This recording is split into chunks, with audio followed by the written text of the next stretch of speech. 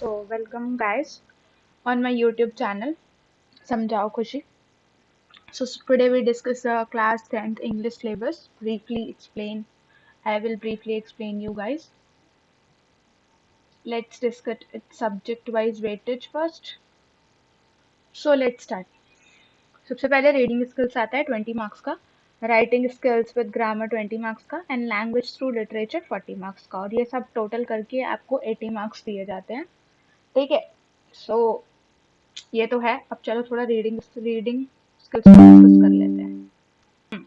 Reading skills, ठीक है, जो कि आपका 20 मार्क्स का पोर्शन कवर करती है इंग्लिश में, और ये बहुत इंपॉर्टेंट है कि आप अच्छे से करें क्योंकि ये काफ़ी ज़्यादा स्कोरिंग पोर्शन है आपके सिलेबस का.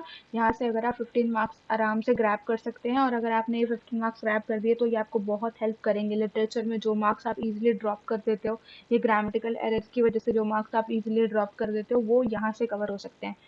ठीक है. इसमें आपको कुछ अपना लॉजिक नहीं लगाना रहता है, सिर्फ सिंपल आपको पैराग्राफ पढ़ना रहता है, उसको फॉलो करना रहता है. आप बिल्कुल भी इसमें अपना माइंड मत लगाना, अपने फैक्ट्स को बिल्कुल भी फॉलो मत करना. whatever is mentioned in the paragraph, it's enough for you to answer the question or to answer the multiple choice question. Most enough है वो. उसके आगे आपको दिमाग लगाने की कोई ज़रूरत नहीं है. Just follow the paragraph. ठीक है. और इसमें जो सिनोनियम्स और एंटोनियम्स वाला पार्ट है, हाँ, वो थोड़ा कॉम्प्लिकेटेड होता है. वो आपके 2-3 मार्क्स लूज कर सकते हैं, इसलिए मैंने आपसे कहा कि 20 में से 15, क्योंकि वो वहाँ पर आपके मार्क्स होते हैं. पर फिर भी आप अगर एग्जाम से कुछ दिन पहले अगर रीडिंग कॉम्प्रिहेंशन को प्रैक्टिस कर लोगे तो ये आपको बहुत बहुत हेल्प करेगा. ठीक है. क्योंकि अभी जो रीडिंग कॉम्प्रिहेंशन आते हैं वो बहुत ही डाटा फैक्ट बेस्ड होते हैं. ठीक है. जैसे पहले आते थे वो एकदम कॉम्प्लिकेटेड नहीं होते थे, एकदम स्टोरी होती थी. ठीक है. बट आज का टाइम पे जो आपको पैराग्राफ दिया जाता है वो एकदम फैक्चुअल होता है, रियल प्रॉब्लम से जुड़ा हुआ होता है, तो वो थोड़ा कॉम्प्लिकेटेड होता है सॉल्व करने में. तो चलो नेक्स्ट सेक्शन देखते हैं. नेक्स्ट सेक्शन है ग्रामर का. पहले हमारे पास determiners, tenses, modals and subject verb concord जैसे टॉपिक्स हैं, जिससे कि कैसे क्वेश्चंस आते हैं, gap filling, editing, omission and transformation exercise आ सकती है, जैसे कि प्रेजेंट कंटिन्यूअस से पास्ट कंटिन्यूअस में चेंज करो. ठीक है.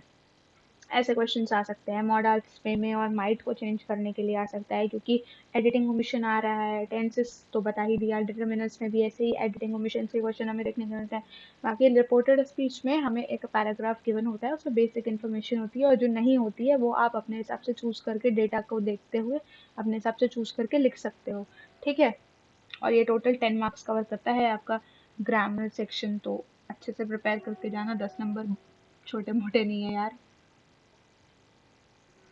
देन आता है आपका राइटिंग स्किल्स वाला सेक्शन. इसमें आपको एक लेटर आता है लिखने के लिए, एक पैराग्राफ आता है. दोनों ही 5-5 मार्क्स के आते हैं. दोनों ही बहुत इंपॉर्टेंट है. दोनों की लेंथ 100 से 120 वर्ड्स के बीच में होती है. तो और इसमें आपको एक बेसिक इन्फॉर्मेशन गिवन होती है, उसके ऊपर लिखना है पहले. लेकिन बहुत इजी पैराग्राफ्स और लेटर्स के टॉपिक्स होते थे. अभी जो पैराग्राफ्स और टॉपिक्स के लेटर्स उसके होते हैं, वो काफ़ी ज़्यादा कॉम्प्लिकेटेड क्वेश्चन होते हैं, क्योंकि वो फैक्चुअल होते हैं, आज की प्रॉब्लम से रिलेटेड होते हैं, स्पेशली पैराग्राफ के.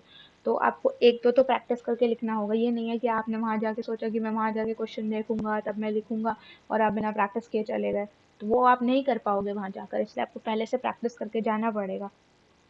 You must practice that.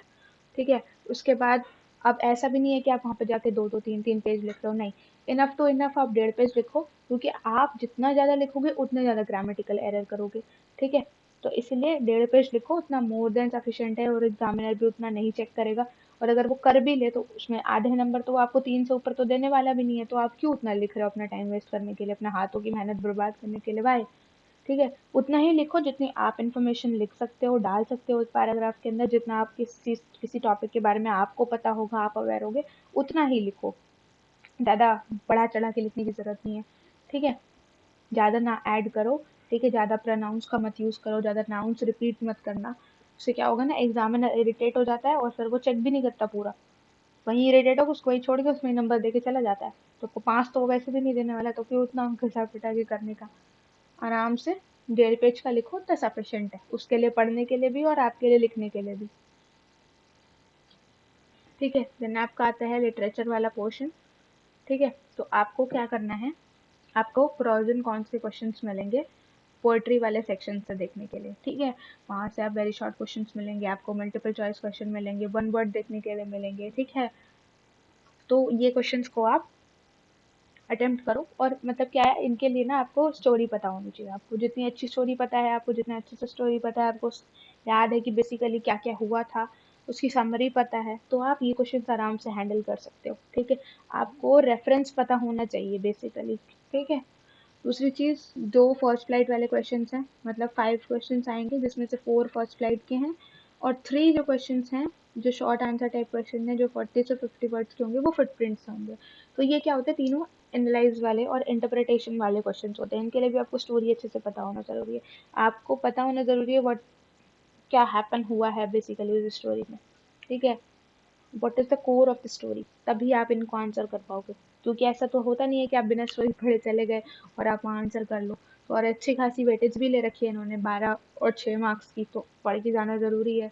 उसके बाद 2 लॉन्ग टाइप क्वेश्चन होते हैं, एक आता है फर्स्ट फ्लाइट से जिनकी लेंथ होती है 100 से 120 मार्क्स, और एक आता है फुटप्रिंट से। इनका भी वही है कि ये या तो किसी का कैरेक्टर पूछ लेंगे, स्टोरी है तो किसी का कैरेक्टर पूछ लेंगे। ठीक है, या तो एक क्या होता है ना, फर्स्ट फ्लाइट वाले क्वेश्चन ऐसे होते हैं ना, वो एकदम इमेजिनेशन पे बेस्ड क्वेश्चन होते हैं।